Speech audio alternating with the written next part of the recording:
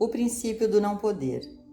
As férias de Natal têm muitas lições importantes para nós, e seria bom abordar esta época com uma compreensão da natureza de todos os nossos feriados ou dias santos, como simbolizando aspectos importantes da vida espiritual.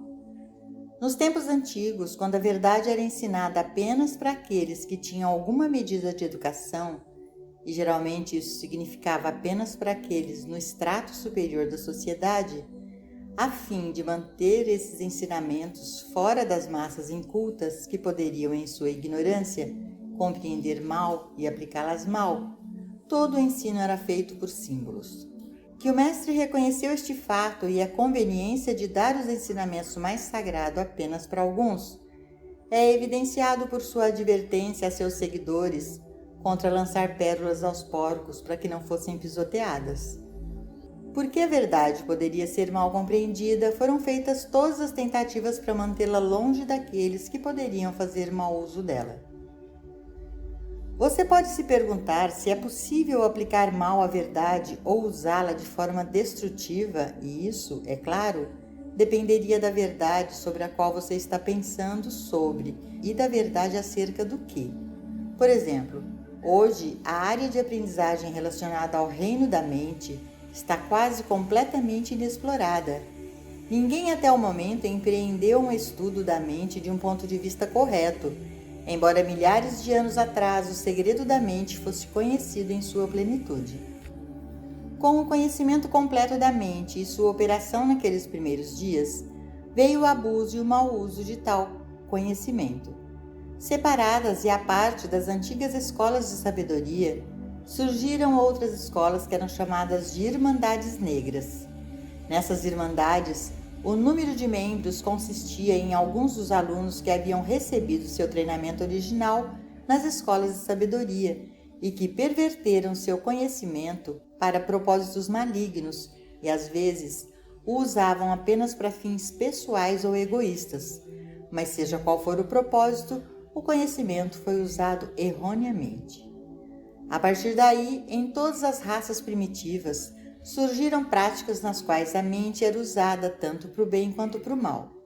Estas práticas têm sobrevivido até hoje entre alguns kahunas no Havaí e alguns nativos na Austrália, América Central e em algumas partes da América do Sul, onde aqueles homens de integridade inata usam seus poderes para o bem, mesmo para o trabalho de cura. Enquanto aqueles que aprenderam sobre os princípios da mente e não desenvolveram um grau suficiente de integridade, perverteram a atividade mental e a usaram para promover seus próprios interesses egoístas. Tal perversão do conhecimento da verdade mostra claramente que, se a verdade cair em mãos erradas, ela pode causar estragos na vida daqueles que não entendem a verdade que o torna livre. Hoje, mesmo em nosso mundo civilizado, existem ensinamentos que afirmam ser capazes de instruir os alunos como usar a mente para fins bons e também para fins do mal, ou seja, como usar a mente para influenciar as pessoas de modo que uma pessoa possa obter o que ela quiser deles. Simbolismo do nascimento de Jesus. Nos relatos do nascimento de Jesus nos evangelhos, o estudante perspicaz discerne o ensino simbólico dos antigos, nos quais é apontado que, simultaneamente com o nascimento do Cristo, inimigos são levantados contra ele. E então, o bebê é levado para o Egito e escondido, onde aqueles que querem destruí-lo não podem encontrá-lo. A criança não é devolvida até que esteja suficientemente avançada para ser capaz de sobreviver por conta própria, ou talvez para sobreviver a seus inimigos. Sempre que uma verdade é anunciada ao mundo, aparecem inimigos ansiosos por destruí-la. Aqueles que não estão prontos para a experiência espiritual, inconscientemente se ressentem de sua compreensão em qualquer outra pessoa e muitas vezes, instintivamente, se levantam contra ela. É por isso que Paulo disse que a mente humana é inimizade contra Deus. Existem aqueles que, no momento em que chegam a qualquer lugar perto do Espírito de Cristo, começam a lutar contra ele e tudo o que ele representa.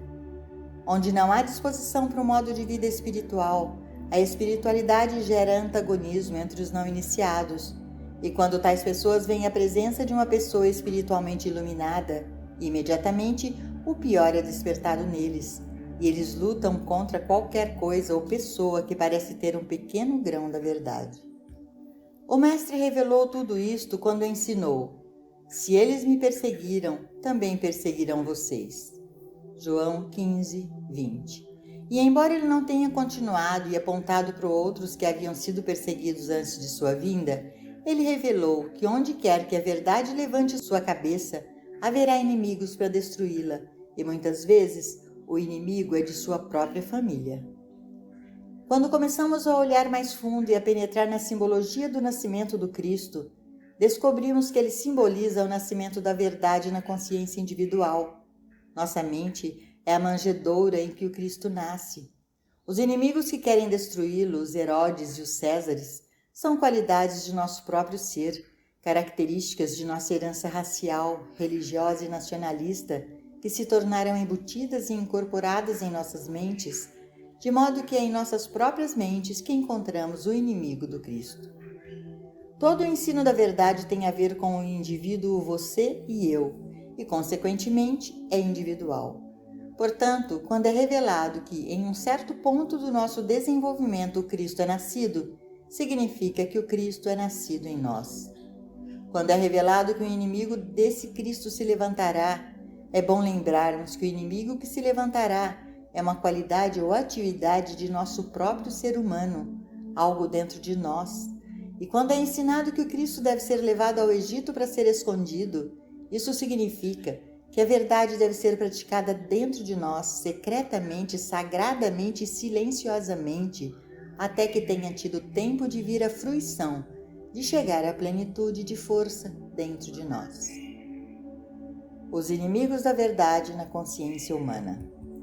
O maior inimigo da verdade que existe dentro de qualquer indivíduo é o senso pessoal. Aquele falso senso de eu que quer ser atendido ou que busca usar a verdade para motivos pessoais ou egoístas. Esse é o nosso maior inimigo. Ao estudarmos a vida do Mestre, podemos ver quão completamente e com que frequência ele reconheceu: eu não posso fazer nada por mim mesmo. O Pai que habita em mim, ele faz as obras. Ele sempre negou crédito pessoal, honra pessoal e glória pessoal. Sua vida foi uma dedicação ao povo de sua própria casa espiritual, ao povo de sua nação, raça e religião, e a todos os receptivos à sua mensagem. No final, ele não apenas deu sua vida, mas ensinou: o que encontrar a sua vida, perdê-la-á, e o que perder a sua vida por minha causa, encontrá-la-á. Mateus 10:39. Aqui, é claro, ele não estava se referindo a qualquer necessidade de sermos crucificados na cruz, mas sim a perdermos nossas vidas no sentido de não usar a verdade para lucro pessoal ou fama pessoal, desistindo de qualquer desejo de adulação pessoal e ganho pessoal, e assim viver nossas vidas para o mundo. O falso senso de eu que egoisticamente usa a verdade para ganho pessoal e o verdadeiro eu que está disposto a perder sua vida por minha causa são simbolizados pelas Irmandades Negras e Brancas. As Irmandades Brancas consistem naqueles de tal integridade que cada partícula da verdade conhecida por eles é usada para o bem-estar da humanidade. Ninguém que faça parte da Irmandade Branca jamais seria culpado de prostituir a verdade usando-a para o seu próprio propósito egoísta. As Irmandades Negras são compostas por aqueles que, aprendendo os princípios da verdade, não estão à altura de viverem as suas vidas altruisticamente em dedicação às pessoas do seu mundo, mas que veem a oportunidade de usar esse conhecimento para fama, nome ou ganho pessoal.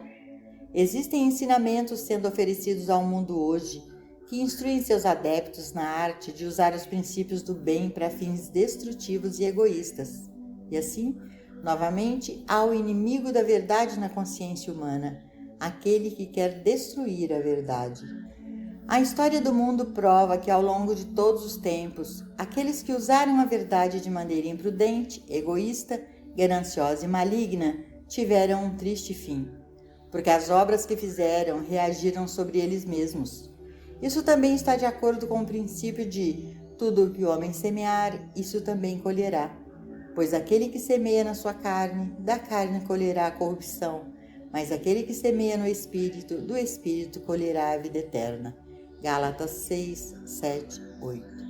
O que eles fazem aos outros é feito a si próprios. Aqueles que utilizam os princípios da verdade para propósitos egoístas ou malignos estão simplesmente acumulando um depósito cheio de maldade para si mesmos.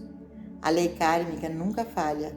Ela sempre reage sobre quem a usa para o mal, assim como reage para o bem sobre quem a usa para o bem. Em outras palavras, aqueles que semeiam para o Espírito colhem a vida eterna. O pão que lançamos sobre as águas é o pão que volta para nós. Se o pão que lançamos sobre as águas é o pão da verdade, da vida e do amor, esse é o pão que volta para nos abençoar. Ao passo que, se enviamos pão corrupto, o pão da personalização, do egoísmo, da ganância, do mal, este é o pão envenenado que retorna para nós. Deixe o mundo testemunhar a verdade através da demonstração. Portanto, encontramos na simbologia da verdade os princípios subjacentes à verdade. Ao chegarmos à época do Natal, lembremos-nos em primeiro lugar que nos foi confiada uma pérola de sabedoria, mas porque há sempre um inimigo pronto para destruir essa pérola, aprendamos a manter as joias da sabedoria em segredo e sagradas dentro de nós, até que elas ganhem vida em nós a tal ponto que sejam demonstráveis. E então, o mundo pode testemunhar esses princípios em nossa experiência, sem termos de falar sobre eles ou sem termos de nos vangloriar do nosso conhecimento. No caminho infinito, aprendemos que não faz parte da nossa função fazer proselitismo ou sair pelo mundo na tentativa de reformá-lo ou salvá-lo. Nossa função é permanecer dentro de nós mesmos, vivendo a verdade que nos foi revelada e então transmitindo e compartilhando qualquer grão da verdade que temos com aqueles que nos procuram. O que somos, o que sabemos e o que incorporamos em nossa consciência é tão óbvio que nunca precisamos dizer a ninguém. Aqueles em nossa órbita veem e sentem isso em nós. Eles são atraídos por nós e, eventualmente, encontram seu caminho até nós. E quando o fizerem, então é o momento de compartilhar com eles qualquer verdade que tenha chegado a nós em grau demonstrável. Nunca tente ensinar uma verdade que você mesmo não demonstrou, pelo menos em alguma medida, porque isso é pedir pão e dar uma pedra. Nunca tente dar algo que você mesmo não tenha assimilado e em algum grau possa provar. Você deve ser capaz de provar em alguma medida a verdade que expressa, e é a melhor parte da sabedoria mantê-la trancada dentro de você, praticá-la e vivê-la, até que você a tenha tornado sua a tal ponto que seja demonstrável, e então pode ser compartilhado com aqueles que vêm até você. No caminho infinito recebemos princípios da verdade ainda não conhecidos pelo mundo, e porque não há receptividade suficiente para eles e preparação para eles, não é possível dá-los ao mundo. Mas isso não significa que não possamos vivê-los e prová-los em nossa experiência individual, e depois prová-los para aqueles que são conduzidos a nós, e assim, em última análise, torná-los disponíveis ao mundo. Nunca se esqueça de que a verdade que o Mestre Cristo Jesus sabia teria salvado o mundo se o mundo fosse capaz de recebê-la. Ele disse: Ó Jerusalém, Jerusalém, tu que matas os profetas e apedrejas os que te são enviados, quantas vezes eu quis ajudar teus filhos, assim como a galinha junta os teus pintinhos debaixo das asas, e tu não quisestes. Mateus 23, 37. Em outras palavras, eles não podiam receber o que ele tinha a oferecer. Com prazer, ele teria dado à hierarquia da igreja hebraica toda a sabedoria que possuía, mas eles não puderam recebê-la de bom grado. Enquanto ele caminhava para cima e para baixo na Terra Santa, ele teria tomado todas as pessoas de seu mundo debaixo do seu braço, se eles pudessem tê-lo aceitado, mas eles não o fizeram. E assim é que o mundo nunca poderia aceitar a verdade que temos, e esta verdade receberia hoje o mesmo destino que recebeu há 2000 anos, se fosse feita uma tentativa de enviá-la para o mundo com muito alarde. Por outro lado, ao publicá-la como estamos fazendo, sem publicidade ou promoção, ela permanece não apenas na sua consciência individual e na minha, mas também nas estantes da maioria dos seminários e bibliotecas públicas em todo o mundo. Ela está lá e dia a dia está sendo aceita por aqueles indivíduos que são conduzidos às estantes onde esses livros estão para serem encontrados. É nossa função celebrar o Natal reconhecendo o nascimento do Cristo em nossa consciência e então escondendo-o ali. Faça sua viagem ao Egito, esconda o seu Cristo e deixe-o crescer, e então, conforme ele encontra toda a sua força e se torna demonstrável, lentamente, gradualmente, gentilmente, dê-o àqueles que o procuram.